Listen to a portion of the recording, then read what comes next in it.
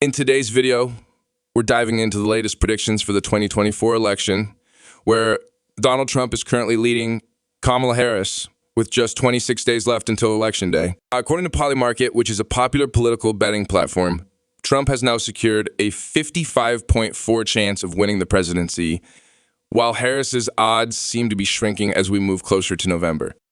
What's really catching everyone's attention is how quickly Trump has managed to flip several key states that were previously leaning toward Harris or that Biden had won back in 2020. This rapid shift is significant because it suggests a growing momentum behind Trump's campaign. And if the current trends hold, he could be on the verge of reclaiming the White House. So in this breakdown, we're going to explore how these changes are shaping the 2024 electoral map based on Polymarket's projections and what it all means for the final stretch of the campaign. Starting off on the West Coast, we see that Kamala Harris is maintaining strong support in states that are traditionally Democratic strongholds. Washington, Oregon, and California are all classified as safe blue, meaning Harris has at least a 95% chance of winning these states. These West Coast states have long been a reliable source of Democratic votes, and there's no real threat of Trump making inroads here. California, in particular, is a crucial piece of Harris's electoral map, not only because of its sheer size, but also because it's one of the most consistently blue states in the country.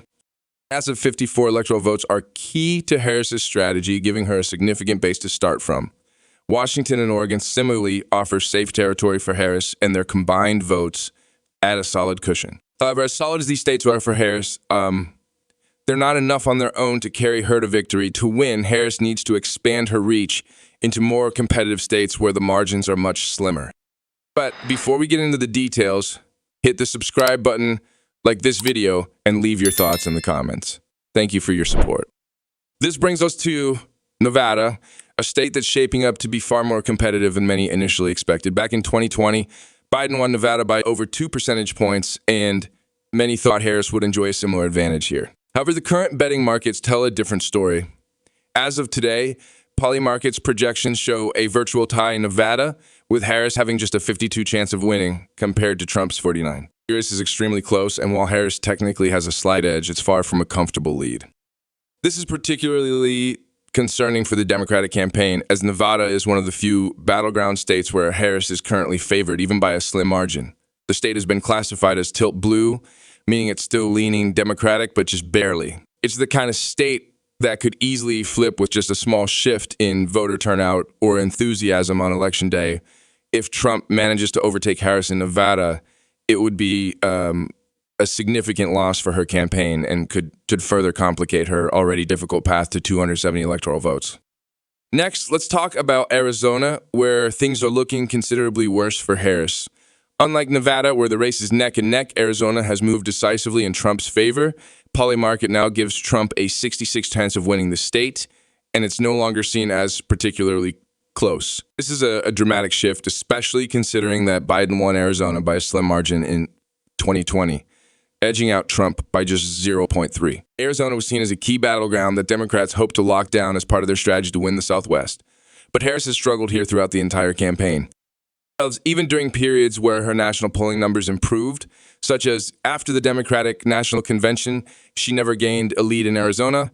Trump has consistently remained the favorite, and his campaign has managed to solidify its position over the past few weeks. As a result, Polymarket now lists Arizona as lean red, meaning it's more likely than not to go to Trump. Losing Arizona would be a major blow to Harris's chances, as the state's 11 electoral votes are critical in what is expected to be a closely contested election.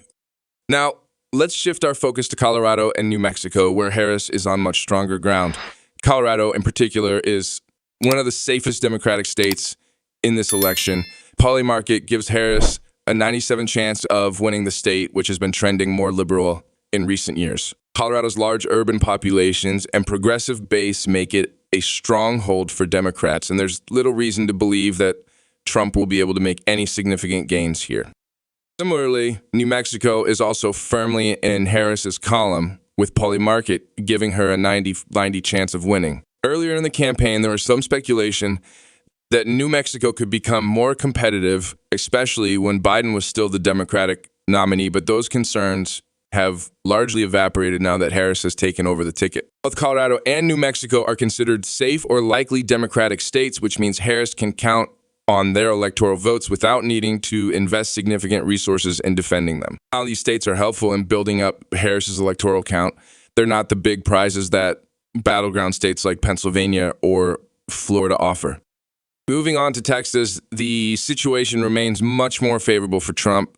Polymarket currently gives Trump a 90% chance of winning Texas, which is no surprise given the state's long history as a Republican stronghold. While there was some excitement among Democrats early in the campaign, with talk of Texas possibly becoming a swing state, those hopes have largely faded. Trump's lead in Texas has been steady throughout the election cycle, and the state's 38 electoral votes are considered a lock for him at this point. Texas remains a cornerstone of the Republican electoral map, and without a serious challenge from Harris, Trump is well positioned to secure another victory here. The state is classified as likely Republican, meaning it's almost certain to stay in Trump's column. This leaves Harris needing to make up ground elsewhere, particularly in the Midwest, if she wants to stay competitive. Now, let's take a closer look at the Midwest, where Harris faces her toughest challenges. The Rust Belt states of Wisconsin, Michigan, and Pennsylvania were crucial to Joe Biden's victory in 2020, and Harris will need to perform well here if she wants any chance of winning in 2024. Unfortunately for her, the latest numbers from Polymarket show a troubling trend. Trump has flipped several of these states in his favor. Wisconsin, for example, is now classified as tilt red, meaning it's leaning toward Trump. Polymarket currently gives Trump a 52% chance of winning the state, marking the first time he's led in Wisconsin since early August. The polling averages show a tight race, with Harris holding a slim 0.4 lead, but recent surveys suggest the race is essentially a toss-up. Of the 8 most recent polls from Wisconsin, 3 show Trump ahead, 3 show Harris ahead, and 2 indicate a tie. As we inch closer to Election Day, Wisconsin is looking more and more like it could go red, a major shift from just a few weeks ago when Harris was the clear favorite. Michigan, another key battleground, is also slipping away from Harris. Polymarket, now I would give Trump a 52% chance of winning Michigan compared to Harris's 49%, making it one of the most closely contested states on the map. This is a significant shift, as Michigan was considered one of the more liberal swing states in 2020, with Biden winning it by nearly 3 percentage points. However, the polling averages show Trump taking a narrow lead, and he has gained momentum in recent weeks. Michigan is now classified as tilt red, and if Harris can't hold on to this state, it will be extremely difficult for her to piece together a winning electoral map.